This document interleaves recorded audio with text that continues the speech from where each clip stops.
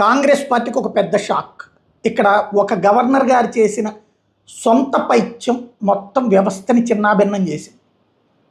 తమిళసైకి కేసీఆర్ మీద కోపం, కేసీఆర్కి తమిళసై మీద కోపం, ఈగోస్ క్లాష్ అయినాయి. మహిళ కాబట్టి అణగి ఉండాలన్నటువంటి ధోరణి కేసీఆర్ది, సాధికారత సాధించినటువంటి మహిళ గవర్నర్ స్థాయిలో ఉంటే కూడా గౌరవం ఇవ్వడం అని చేత కాదా అంటూ కేసీఆర్ మీద తమిళసై ఆగ్రహం.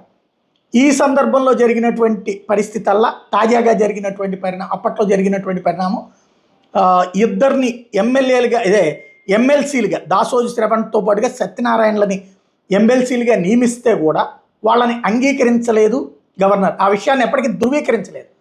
ఈలోపు ప్రభుత్వం మారిపోయింది.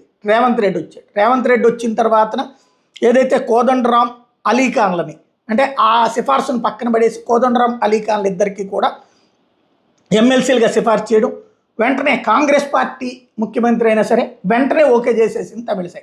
అంటే ఆవిడ వ్యక్తిగతం అనడానికి సాక్ష్యం అది.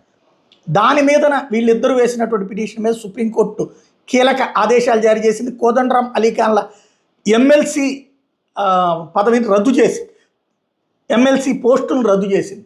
దాసోజు శ్రవణ తర్వాతన వీళ్ళు ఇచ్చినటువంటి కోటాలో ఎమ్మెల్సీ అయికి వచ్చారు.